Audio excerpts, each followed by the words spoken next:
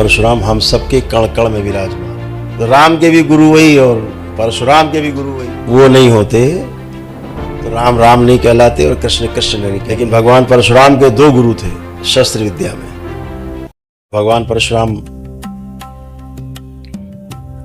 हमारे लिए केवल आदर्श नहीं है।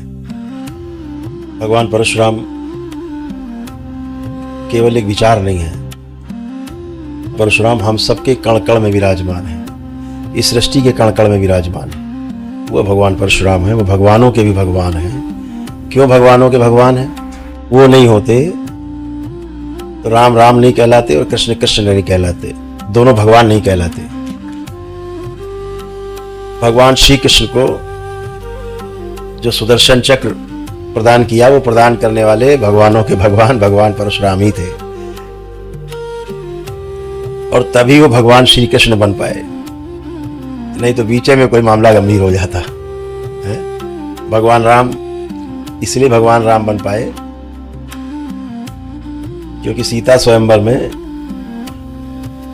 भगवान परशुराम के हाथों कोई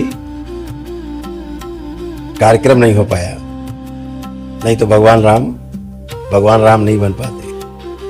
भगवान राम भगवान इसलिए बन पाए क्योंकि भगवान श्री राम के और भगवानों को भगवान परशुराम के जो गुरु थे ना शस्त्र विद्या के, वो ऋषि विश्वामित्र ही थे। दोनों के गुरु ऋषि विश्वामित्र थे। ये बात शायद कम लोगों को पता हो। तो भगवान श्री राम के गुरु तो शस्त्र विद्या के जो महर्षि विश्वामित्र थे, लेकिन भगवान परशुराम के दो गुरु थे शस्त्र विद्या में। महर्षि विश्वामित्र थे और साथ में भगवान शंकर भी उनके शस्त्र विद्या के गुरु थे। इसीलिए कहा जाता है कि भगवान शंकर के केवल एक ही शिष्य, जिसका नाम है भगवानों के भगवान भगवान परशुराम। दूसरा कोई शिष्य हुआ ही नहीं आज तक शंकर का, सब भक्त हुए। इस तरह से जब सीता स्वयंवर हुआ, वहां कोई अनर्थ इसलिए नहीं हुआ कि स्वयं महर्षि विश्वामित्र वहां पर उपस्थित थे। तो राम के भी गुरु वही और परशुराम के भी गुरु वही, इसलिए वहां कोई अनर्थ नहीं हो पाया। असली बात वहां पर यह थी। भगवान परशुराम के ऊपर कहा जाता है कि वो एक विशेष जाति विशेष के विरोधी थे। कैसे विरोधी हो सकते हैं? अगर जाति की बात की जाए, क्षत्रिय की बात की जाए, तो क्षत्रिय तो स्वयं उनकी माँ थी। भगवान परशुराम की माँ रेणुका स्वयं क्षत्रिय थी। सगी दादी भगवान परशुराम की ऋषि रचिक की जो धर्मपत्नी थी, ऋषि जमदग्नि की जो माँ थी, वो स्वयं छत्राणी थी। जिसकी दादी छत्राणी हो सत्यवती, जिसकी स्वयं की माँ छत्राणी हो, वो क्षत्रिय विरोधी कैसे हो सकता है? कल्पना करके देखिए। और उसी काल में इतने बड़े बड़े विद्वानों के साथ में सूरवीर भी थे, बहुत ताकतवर लोग थे, लड़ाकू लोग थे, विश्वामित्र जैसे लोग भी थे। क्यों भगवान राम का विरोध, भगवान परशुराम का विरोध क्यों नहीं किया? अगर वो क्षत्रिय हत्या कर रहे थे तो बहुत बड़े बड़े लोग मौजूद थे उस समय। किसी ने भी उन हत्याओं का, जिनको हत्या कहते हैं हम लोग, जो वध कर रहे थे, किसी ने विरोध नहीं किया, क्योंकि धर्म के सापेक्ष आचरण कर रहे थे, धार्मिक आचरण कर रहे थे, दुष्टों का ही वध किया। अगर दरबार के नियम से देखे तो स्मृतियाँ रहती हैं ऐसे भगवान परशुराम की भी, उनके पिता की स्मृतियाँ उनमें समावेशित हो गई बदले।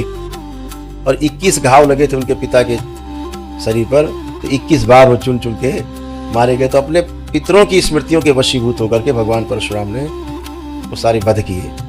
और उसके पश्चात जब कथा है कि भगवान परशुराम जी का और हनुमान जी का युद्ध हुआ, उन्होंने रोका उनको, वो कथा है लंबी। युद्ध हुआ और रोका, तो तब उनके जो है दो आंसू आंखों से टपके। जब उनके पितर लाए गए पितृलोक से, जो स्मृतियाँ उनके अंदर पड़ी थी सब अपने साथ ले गए भगवान परशुराम से निकाल के, बदले की स्मृतियाँ। तब उनके दो आंसू गिरे भगवान परशुराम के, और वो स्मृतियाँ नष्ट हो गई जिनके द्वारा वो वध कर रहे थे, जिनके वशीभूत होकर के। उसके बाद उनको फिर घोर पश्चाताप हुआ कि मेरे द्वारा सब ये हुआ, मेरे शरीर के द्वारा हुआ। तो पश्चाताप किया। जितने लोग हत्याएं की थी सबका फिर उन्होंने सभी का पिंडदान किया, सभी का श्राद्ध किया, सभी को मुक्ति दिलाई। ये सब काम भी उन्होंने किया जो लोग नहीं बताते हैं। ये सारे कार्य हुए। तो ये सब भगवान परशुराम इसलिए कर पाए क्योंकि भगवान परशुराम ने वो हत्याएं नहीं की दरबार के देखे। दरबार के अनुसार स्मृतियों के वशीभूत होकर के ही तमाम ये सब कार्य हुए। तो सब जो दिमाग में गंदगी लोग डालते हैं राजनीतिक रूप से, उनका अपना विषय है, लेकिन हम लोगों का मन मस्तिष्क साफ होना चाहिए कि जो है वो साफ साफ है। हमारी अगली पीढ़ियों को संदेश जाना चाहिए कि ऐसा कुछ भी नहीं था, कोई द्वेष बस ऐसा कुछ भी नहीं हुआ, और कोई ऋषि इतना बड़ा तपस्वी ये सब कर नहीं सकता, करने का उसके अंदर साहस भी नहीं है कि हत्या कर सके, किसी की चींटी नहीं मार सके। आप कल्पना करके देखिए। और